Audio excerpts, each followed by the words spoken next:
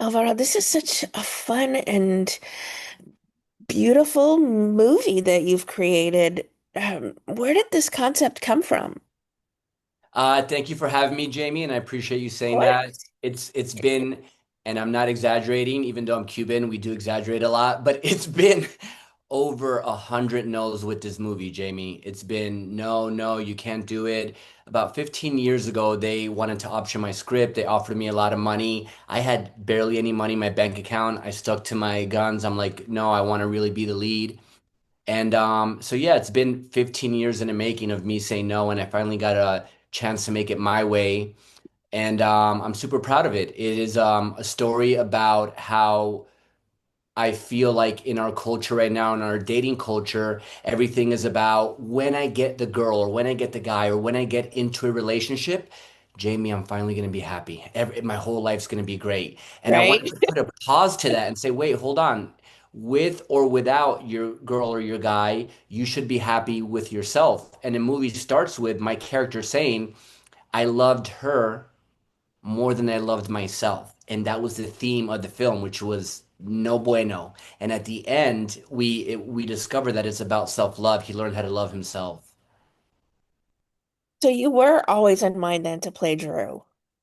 Yes, I was always in mind to play Drew. And back in the days when I first got it, a pretty big producer got his hands on a script and had a pretty big A-lister to play Drew. And so I said, okay, I'll play the supporting lead, which is Coxburg, really funny character. And I was like, I'll do it. But they said, no, buddy, we're going to give you double the money for the script and we'll offer you 5 lines in a script. And I just turned it down.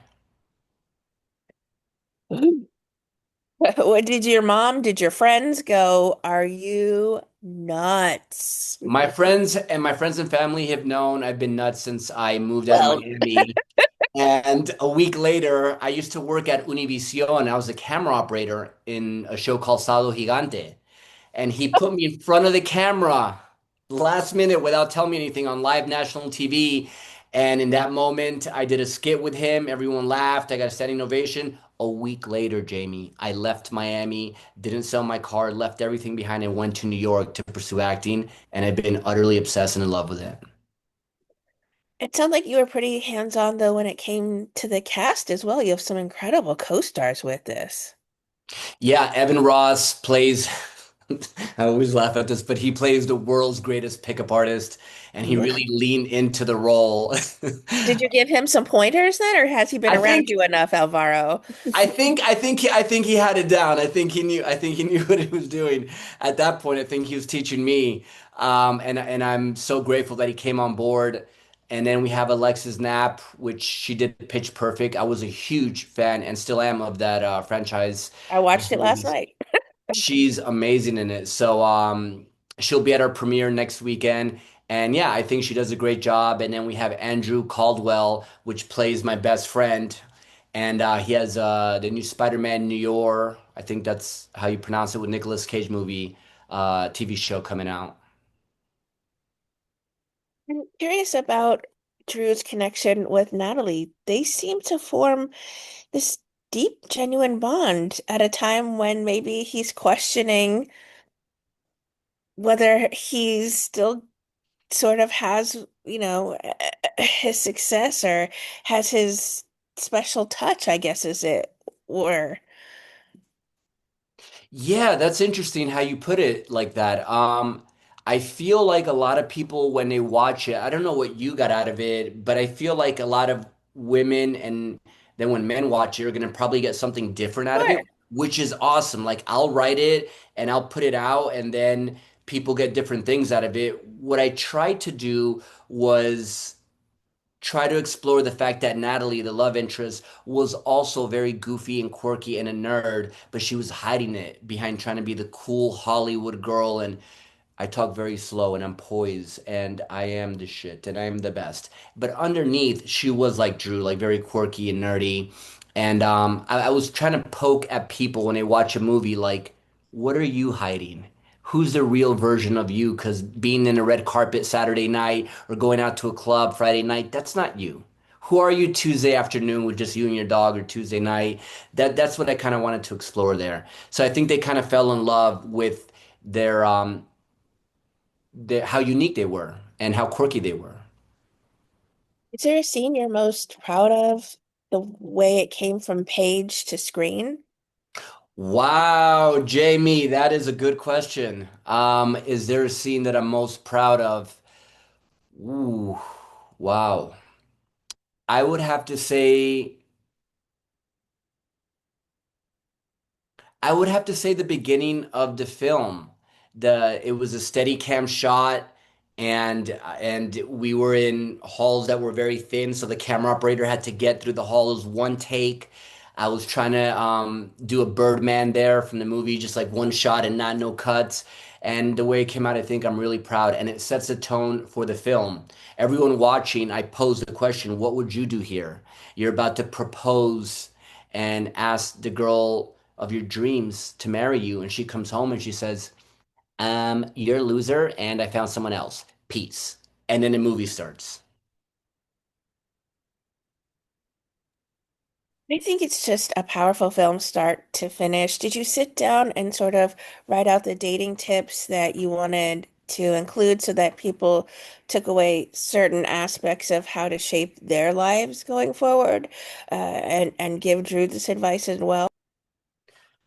Yeah, that's a good question. I actually, if I'm to be honest, I made this film kind of making fun of the world of the pickup artist. So I was kind of poking and making fun of them. A lot of the stuff that I would coach in real life, because besides being a filmmaker, I'm also a dating coach for women and men.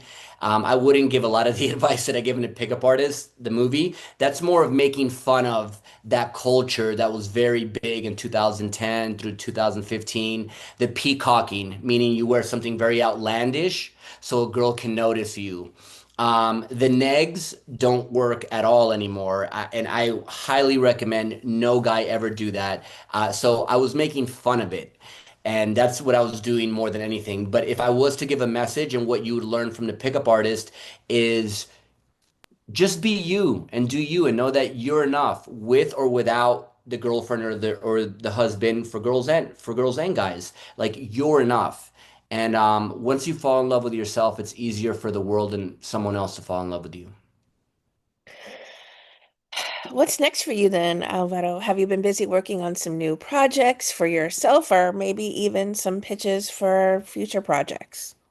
Yeah, so pickup artists and I'm like extremely humbled right now, but it has gotten to like 15 film festivals. So we're gonna be doing a big run starting next week and at the Golden State. We're going to the Latino San Diego. We're going to Miami. We got one in Montreal. So people are gravitating towards this film. And so my main focus for the next 2 months is going to be to promote this film and find a good home. I love Paramount Plus now. They have a lot of good shows. So targeting a platform that's gonna, promote this film.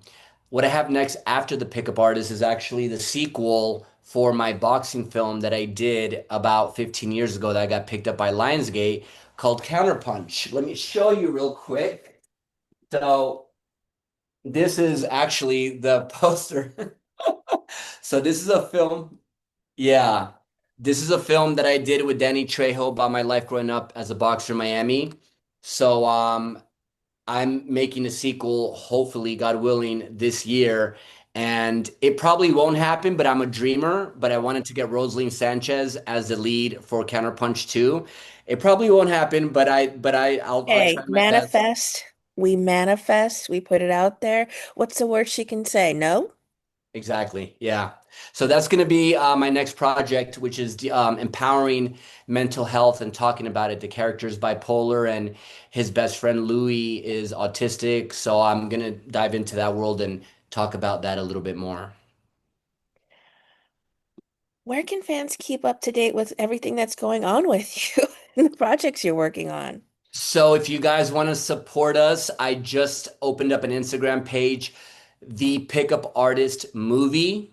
The Pickup Artist Movie. Right now we have a whopping 30 followers. So I'm killing it right now. I just opened it. So anything would be greatly appreciated. I'm going to be posting a lot of funny content, what we're doing with the film next. We're going to be throwing a lot of screenings with after parties as well too, so people could Okay. socialize And my Instagram is Alvaro Orlando.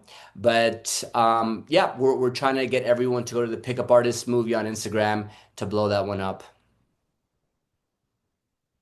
Well, those were all of my questions, Alvaro. Thank you so much again for sneaking in some time to talk about this movie. I think it's wonderful. I think this is going to get such a great response here at the festivals. I'm so excited for more people to get a chance to watch this. It's such a 2026 movie. Thank you, Jamie. I agree. Thank you so much. I appreciate that. 15 years ago, it's hard to believe that you were working on this. And everything happened for a reason because it had to come out now because the dating culture right now is batshit crazy. So it's perfect time for this to come out. Exactly, exactly. When you were saying negs don't work, I remember, and I'm not trying to date myself, back at those days where people were like doing those pickup things where you're like, you have to neg, you have to peacock, and those are like terms that I know because those pickup artists were so negatively associated with those things. And you know the irony, Jamie, and for all your viewers, is that I actually won that show on VH1 called Pickup Artist. And the irony of all this is that I'm totally against them. I don't like what they do, but the irony is, isn't that the kid that won that show in 2008 called Pickup Artist? And he's making a movie called Pickup Artist, but he doesn't like pickup artists. So that's my dilemma here is I'm making fun of them. And by the way, I have out of all my friends, I have two guy friends. All of my other friends are women. That I'm constantly around women. Like that's who I feel the most comfortable with. And so I'm all about empowering women, and that's why I made this film is to kind of make fun of them, to be honest. Oh, my goodness. Well, you're so good here on our screens, and I look forward to much, much more from you in the future.